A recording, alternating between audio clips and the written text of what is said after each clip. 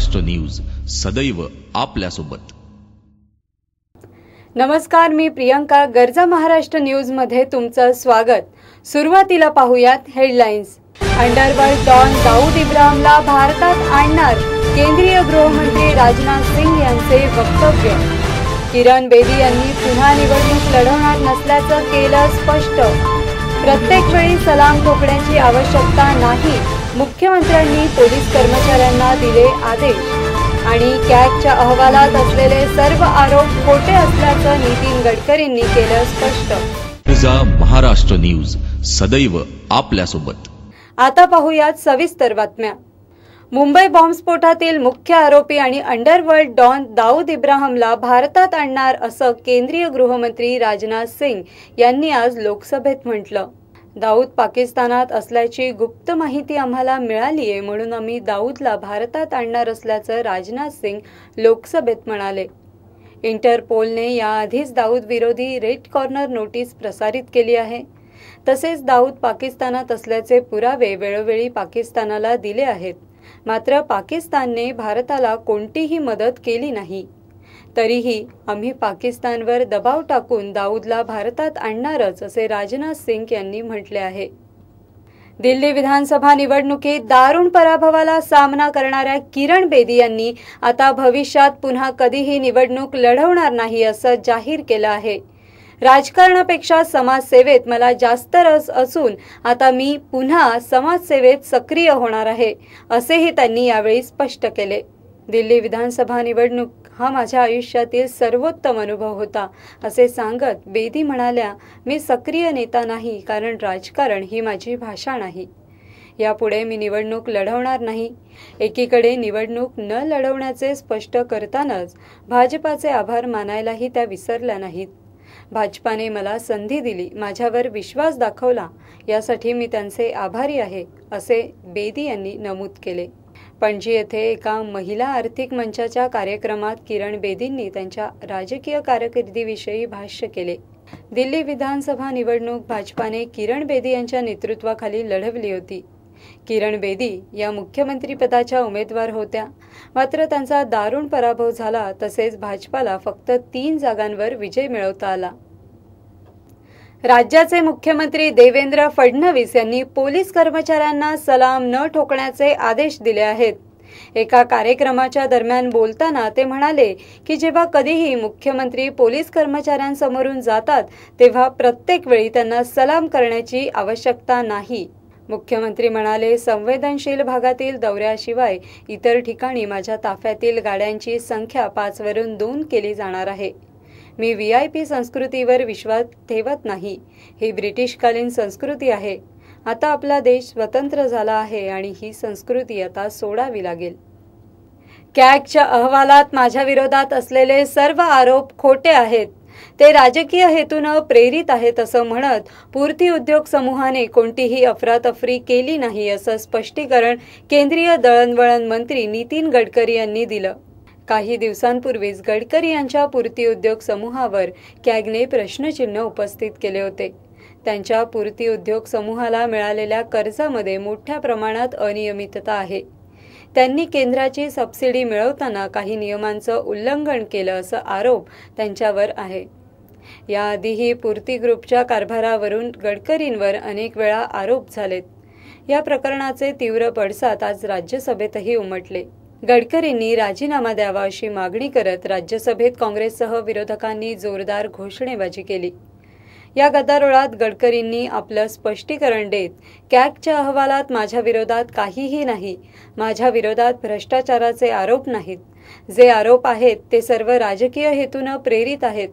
पूर्ती उद्योग समूहाने कोणतीही अफरातफरी केली नाही, तसंच त्यामध्ये कोणताही घोटाळा झालेला नाही, असा दावा केला।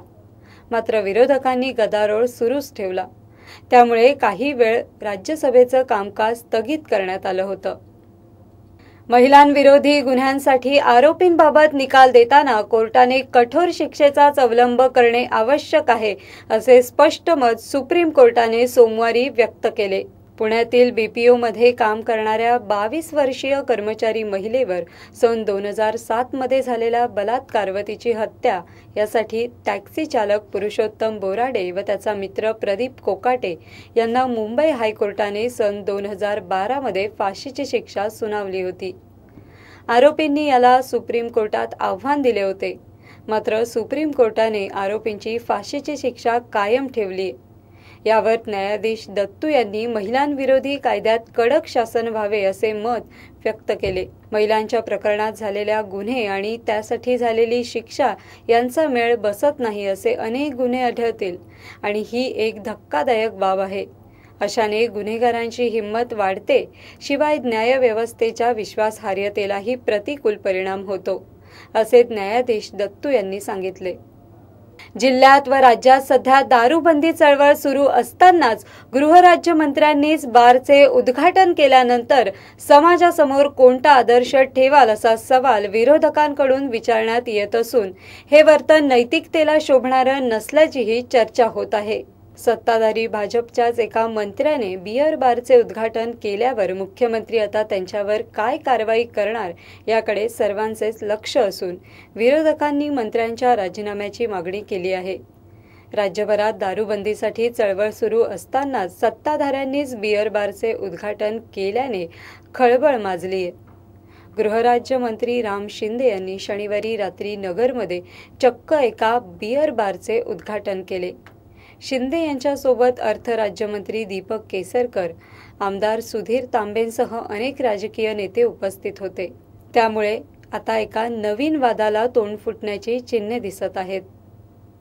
शेतकऱ्यांच्या धान्याला भाव मिळत नाही, तसेच भूमी अधिग्रहण संबंधित प्रश्न सुटत नाही। त्यामुळे अच्छे दिनचे स्वप्न दाखवणाऱ्या मोदी सरकारच्या विरोधात जनसामान्य शेतकरी आंदोलन करणार आहेत। या आंदोलनाला राष्ट्रवादी काँग्रेसचाही पाठिंबा आहे। काही बाबींची पूर्तता न झाल्यामुळे राष्ट्रवादी काँग्रेस पार्टी येत्या 22 मेला जिल्हाधिकारी कार्यालयावर भव्य मोर्चा काढणार असल्याची माहिती राज्यसभा सदस्य खासदार प्रफुल्ल पटेल यांनी एका पत्रकार परिषदेत दिली। भारत सरकार आणि राज्य सरकारच्या जे काही धोरण आहे ते शेतकऱ्यांच्या विरोधाचे आहे।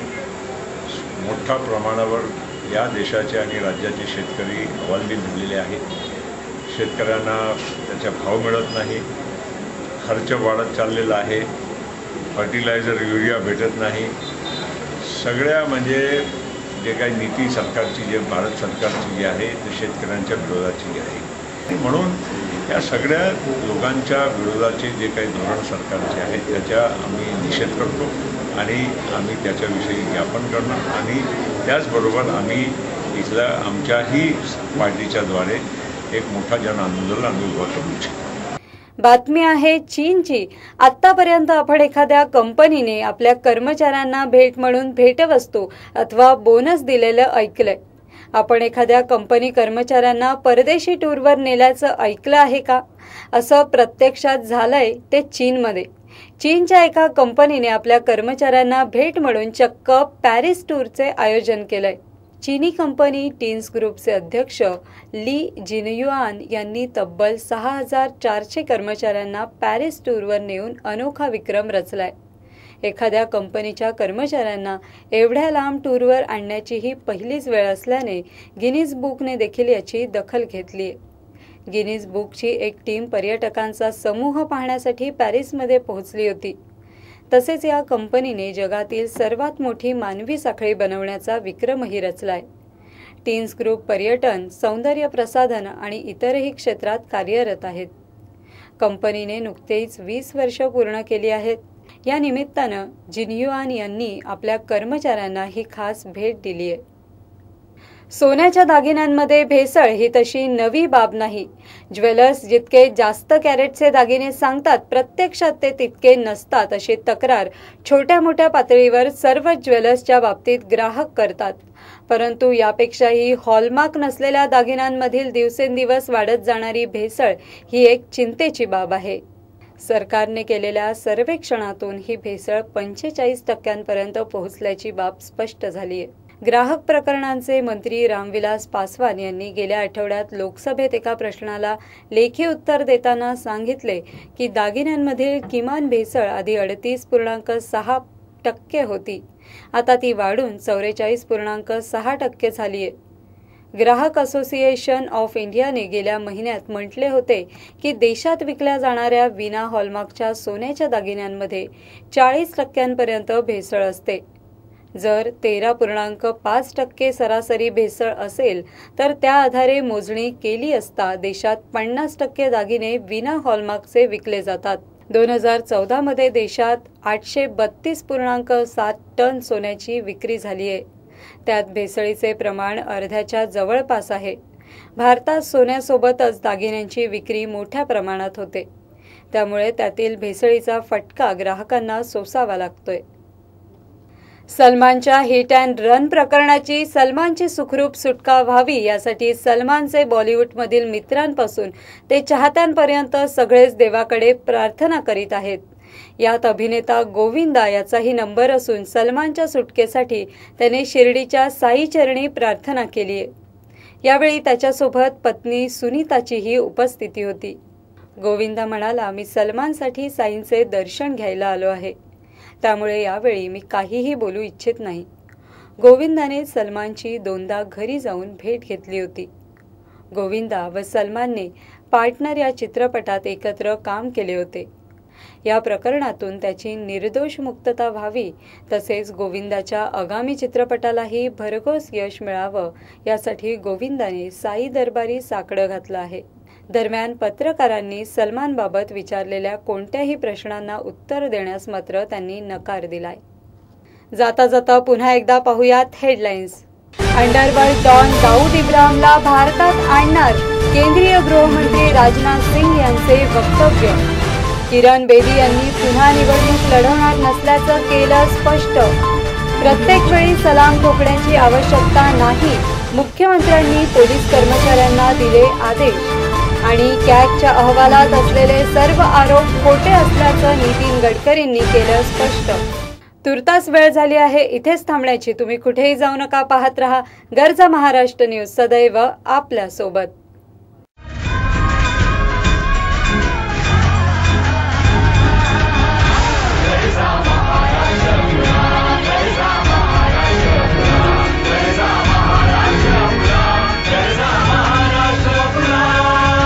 गरजा महाराष्ट्र न्यूज, सदैव आपल्यासोबत.